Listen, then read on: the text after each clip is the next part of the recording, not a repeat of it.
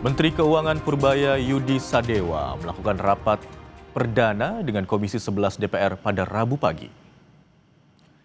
Rapat perdana Menkyu Purbaya Yudi Sadewa digelar di ruang rapat Komisi 11 DPR di Gedung DPR Senayan, Jakarta, dipimpin Ketua Komisi 11 Muhammad Misbakun. Rapat ini membahas pengantar rencana kerja dan anggaran tahun 2026 Kementerian Keuangan. Sebelumnya, Purbaya juga telah menegaskan bahwa dirinya akan memastikan pengelolaan APBN di bawah kepemimpinannya akan tetap hati-hati dan disiplin. Itu program kebijakan fiskal, sektor keuangan, dan ekonomi. Kedua, program pengelolaan penerimaan negara, program pengelolaan belanja negara, pengelolaan perbendaharaan kekayaan negara dan resiko, dan terakhir program dukungan manajemen.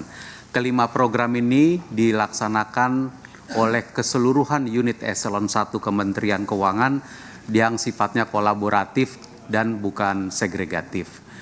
Kemenkyu juga melaksanakan tugas khusus melalui 7 badan layanan umum atau BLU, yaitu LPDP, BPDP Sawit, LDKPI, BPD Lingkungan Hidup, PIP, Elman, dan PKN STAN yang nanti dalam pendalaman juga dapat dilihat secara lebih detail. Ultimate outcome Kementerian Keuangan adalah pengelolaan fiskal yang proaktif dan adaptif untuk kedaulatan pangan dan energi serta ekonomi yang produktif dan inklusif. Ini adalah untuk mendukung pencapaian rencana kerja pemerintah tahun 2026 yang bertemakan kedaulatan pangan dan energi serta ekonomi yang produktif dan inklusif. Keseluruhan pekerjaan ini kami tuangkan dalam balance scorecard yang bisa dilihat di sebelah kanan, 5 program di dalam kotak di dalam yang dilingkari 5 tersebut dengan target-targetnya di dalam masing-masing tempat, dan di balance scorecard ini nanti didetilkan lagi ke dalam berbagai macam KPI dan target-target outcome dan seterusnya. Sebelum kami menguraikan detail dari 5 program ini, kami juga ingin menyampaikan di slide yang berikutnya, Kementerian Keuangan menjalankan keseluruhan itu dengan sumber daya yang terus kita kelola untuk menjadi lebih modern dan lebih terpercaya. Ada 77.412 pegawai dari yang kalau kita bandingkan dengan 2019 sebenarnya ini terjadi penurunan. 2019 pegawai Kementerian Keuangan itu 82.468 pegawai, sekarang 77.412 pegawai. Kebijakan-kebijakan SDM kita termasuk memenuhi pegawai baru secara selektif, komposisi kita perhatikan terus, kompetensi kita terus tingkatkan, budaya pegawai, well-being dan juga manajemen serta pembangunan digital workplace untuk bisa pegawai kita menjadi lebih kompeten dan bekerja dengan secara digital. Didukung juga oleh 19 core applications yang termasuk di dalamnya ada Cortex, CESA, Bea Cukai, Sistem INSW, SPAN Sakti, MPN untuk perbendaharaan dan juga SIMAN untuk sistem aset negara.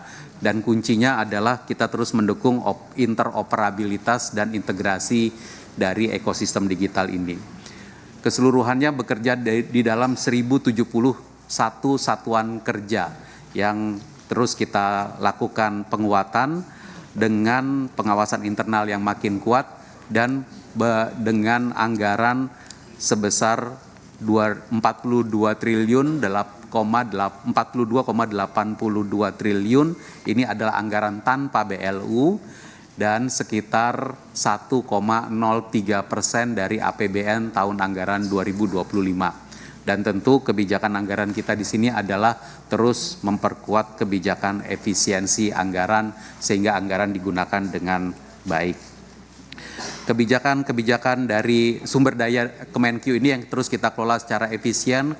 Kalau kita lakukan benchmarking sejak tahun 2020, kita telah dapat mengurangi sejumlah anggaran yang tidak diperlukan, dan kita bisa mengestimasi total efisiensi 2020 sampai 2025 adalah sebesar 3,53 triliun. Dan tentu di tahun 2026 dalam rencana kerja anggaran 2026 kita akan terus melanjutkan kebijakan efisiensi anggaran dan perluasan strategi efisiensi anggaran termasuk dalam konteks pelaksanaan kolaborasi kegiatan, kemudian perluasan implementasi standarisasi biaya, pengendalian biaya belanja birokrasi, dan juga perluasan kantor-kantor layanan bersama Kemenkyu di seluruh Indonesia.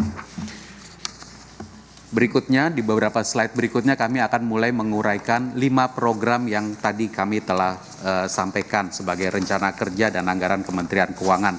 Nanti kami mohon izin untuk Pak Wamen Anggito dan Pak Wamen Thomas untuk juga ikut menguraikan program-program ini. Program pertama adalah program perumusan kebijakan fiskal sektor keuangan dan ekonomi yang kita terus arahkan agar kebijakan ini menjadi makin proaktif, makin adaptif dan mampu menggerakkan transformasi ekonomi.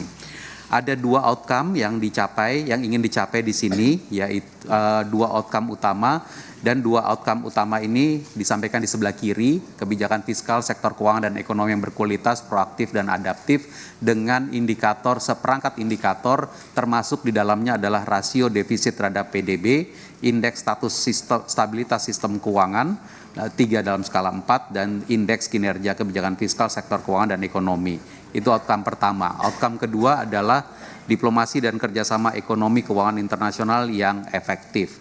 Dan anggaran yang dibutuhkan untuk ini adalah di sebelah kanan atas, pagu anggaran 90,03 miliar, tapi kalau ditambah dengan atribusi dukungan manajemen yang utamanya adalah pembayaran gaji, karena pembayaran gaji di Kementerian Keuangan itu disatukan, disentralisasi, namun kalau kita lakukan pengelompokan pembayaran gaji untuk 6 unit eselon 1 yang ada di mengampu program ini, maka total pagunya adalah 446,99 miliar.